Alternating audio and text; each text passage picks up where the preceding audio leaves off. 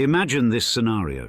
You retire for the night as a typical millennial, grappling with the routine ups and downs that life throws your way in a world that oscillates between the mundane and the exhilarating. But when you wake up, you find your reality has undergone a staggering transformation, and you're no longer merely blending into the backdrop of everyday life. Instead, you've become the heiress to a vast fortune, carrying a surname that resonates with echoes of old wealth, global sway, and a legacy of influence.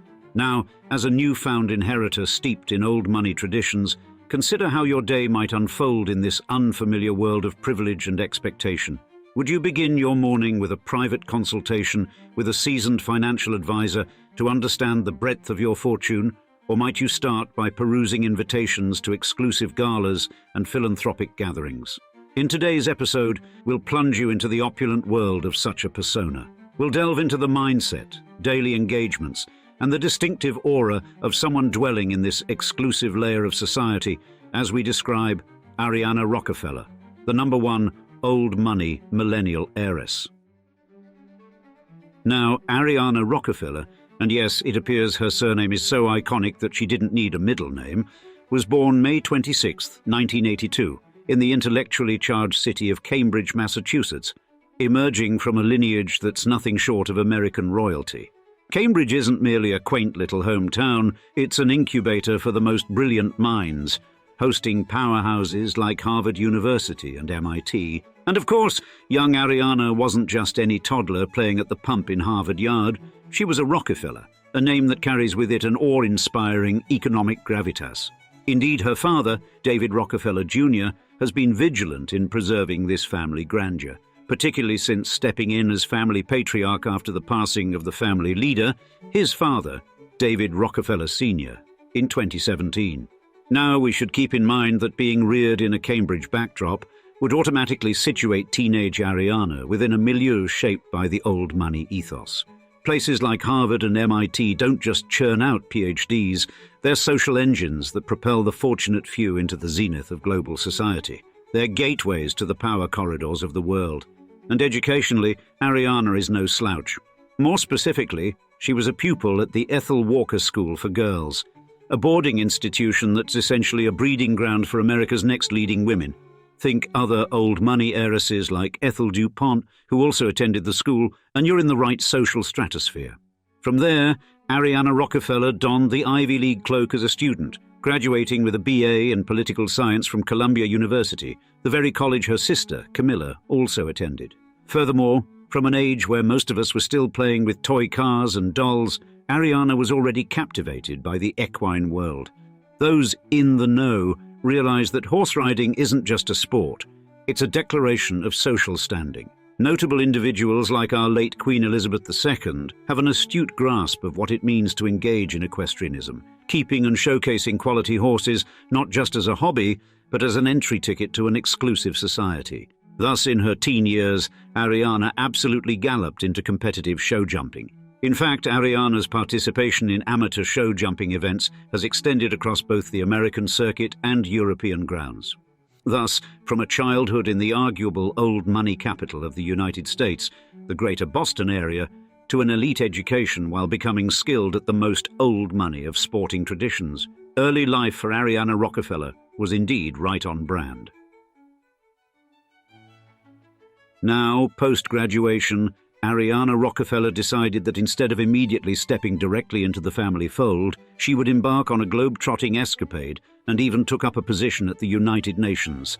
And let's be clear, interning and later working at the UN isn't a dalliance, it's a tactical move of the highest order. Where else could a future Rockefeller hone the skills of diplomacy and international politics, the lingua franca of global influence? Thus, this wasn't just about career development. It helped safeguard the family's imperial stature in a rapidly changing world. In 2005, Arianna's life took an unexpected twist when she met Matthew Bucklin amid the tranquil beauty of Mount Desert Island in Maine. And based on our research, Bucklin isn't your typical old money descended consort. He's a startup entrepreneur based out of Florida, a likely stark departure from the upper crust northeastern generational wealth Arianna was accustomed to. You see, in old money circles, matrimony has traditionally been another form of merger and acquisition, fusing wealth, influence, and legacy. But Ariana broke ranks. She didn't marry a senator's kid like her great-grandfather John D. Jr. did. No, she chose love, or so it seems, over legacy. Fast forward to 2019, and we find Ariana and Matthew divorced, notably without any children of their own. In a family where adding to the offspring is often tantamount to adding to the portfolio, this is seismic. This therefore turns the lens of power in Rockefeller succession and influence toward the younger lot. Perhaps one of the many Gen Z or Gen A Rockefellers from another portion of the family line is being groomed for dominion as we speak. Now, the tabloids recently had a field day when Ariana's newest dating choice made headlines, this time courtesy of her relationship with NBA player Enes Kanter Freedom, a man a full decade her junior. And Enes is not just an athlete, he's a politically vocal Turkish-American activist. Although marred by controversies, including ties to a reported terror group and allegations of perpetuating anti-Semitic beliefs, some say he's turned a corner. Enes now finds himself at the forefront of combating anti-Semitism and advocating for human rights, a journey culminating in his legal name change to Freedom to champion his newfound US citizenship. But what does Ariana's relationship with Enes imply for the Rockefellers? The Rockefeller legacy may be long established, but if Ariana has anything to say about it, expect the unexpected. Now, having dabbled in political outreach and United Nations career moves, Ariana Rockefeller has also made an audacious pivot towards the fashion world. In doing so, she unveiled a brand that's far more than mere cloth and thread. It's a visual narration of her own eclectic life, mingling the timeless allure of old money with the bold strokes of modernity. This isn't a departure from family values, it's a sartorial evolution of them, blending her love for horse riding with the gravitas of the Rockefeller lineage. In 2016, Ariana took her equestrian obsession to the next level, a specially curated collection of horse-themed handbags, teaming up with Bassam Ali, an industry veteran who once worked with fashion mogul Reed Krakoff. She created her opulent accessories right in the heart of Brooklyn, with prices ranging from a somewhat accessible $695 to a jaw-dropping $2,300 for an ostrich skin tote. This is fashion designed to make you sit up and take notice. Then came her 2017 Dorado Beach capsule collection, a fashion nod to a Puerto Rican paradise crafted by her own great-uncle, Lawrence Rockefeller. But she didn't stop there. In 2021, Ariana brokered a deal with the Marilyn Agency in New York, an agency so revered it's practically fashion royalty. Its lineage includes icons like Claudia Schiffer and Kate Moss, names that turn heads and drop jaws. And Neil Martone, the CEO of Marilyn New York, was effusive in his praise for Ariana, touting her unique appeal to global fashion connoisseurs. Internationally, Ariana's reach is stretching even further, thanks to her involvement with select models in Milan. This isn't just any agency. It's a subsidiary of the globally influential Select Model Management, part of Ricardo Silva's empire. And this association has already catapulted her into the pages of globally renowned fashion publications like Mia Le Journal. But wait, there's more to Ariana than runways and magazine covers. True to her Rockefeller heritage, philanthropy courses through her veins like a genetic imperative. The woman serves on the board of the illustrious David Rockefeller Fund, for heaven's sake. Her portfolio of kindness includes focus areas from the arts and environmental conservation to social justice. The list of organizations she supports reads like a who's who of benevolent societies. God's Love We Deliver, the New York Museum of Modern Art, you name it. And just when you think she's done, Ariana takes her act international. In 2019, she hobnobbed with Greek culture minister Lina Mendoni, scoping out opportunities for cultural and business symbiosis that would extend her family's altruistic footprint to European soil. So here's the ultimate picture. Ariana Rockefeller is a rare hybrid of fashion maven, philanthropic luminary, and global ambassador. She's rewriting the Rockefeller narrative, one designer handbag and charitable endeavor at a time, and the world can't help but watch. So what's the verdict on Ariana Rockefeller and the old money archetype? Does she tick all the boxes? Let's unpack this, shall we? To begin with, Ariana's elite educational chronicle is nothing short of an old money playbook. She cut her academic teeth at the Ethel Walker School, following on the boarding school-educated shoulders of heiresses like Ethel DuPont and Amanda Hearst. If you're keeping score, that's DuPont Chemicals and the Hearst Media dynasty. She was essentially in a finishing school for the future influencers of America. Then there's her Cambridge upbringing. What could be more old money than growing up in a place saturated with elite academia? Think Harvard, think MIT. The very air in Cambridge is thick with legacy. If you're an heir or heiress, it's one of the best places to be seen and raised. Caroline Kennedy, yes, of those Kennedys, and Kyra Kennedy from the esteemed political clan can vouch for that. And what about hobbies? For Ariana, it's horse riding, which might as well be called the old money Olympics. This isn't just a pastime, it's practically a rite of passage for the uber-rich. Ariana's in excellent company here. Take Cornelia Guest, heiress to the post-serial fortune, or Charlotte Casiraghi, who has Monaco's royal palace as her childhood backdrop. Horseback riding is more than trotting around a track. It's an unspoken, galloping testament to a particular kind of privilege.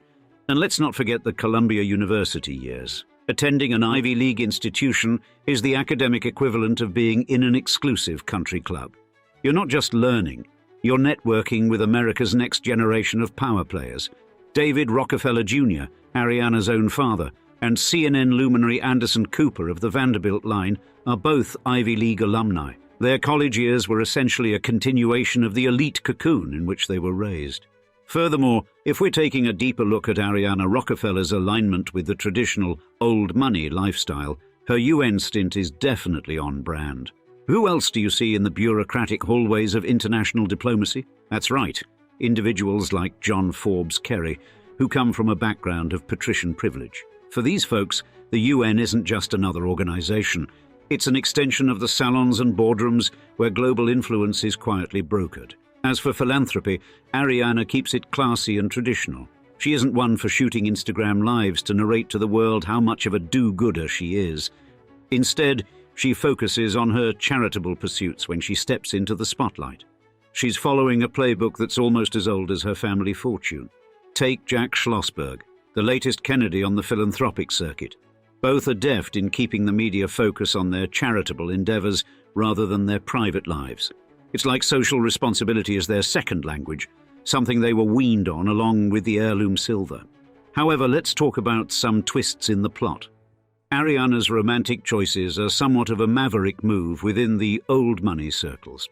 Marrying someone who isn't from the same social stratosphere is quite the deviation from the norm, where unions often resemble mergers and acquisitions rather than matters of the heart.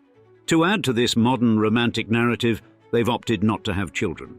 It's a departure from the old-school blueprints that are all about securing future generations of legacy and influence. But that's not all. Ariana's relationships have also been eyebrow-raising by old money standards. An NBA player as a romantic partner, and a controversial one at that?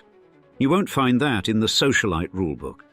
Traditionally, romantic relationships were another way of tightening circles of influence, ensuring that status remains intact.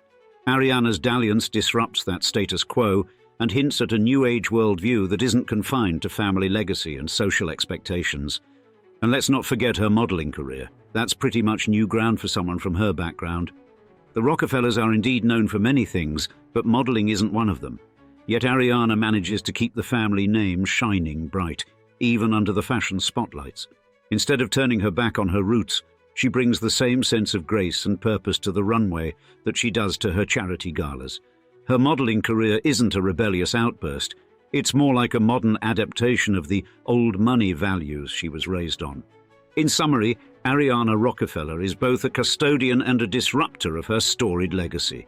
She maintains the old world charm and philanthropic pursuits that are the hallmarks of her lineage. Yet she's unafraid to carve out her own path, whether in love, work, or social circles.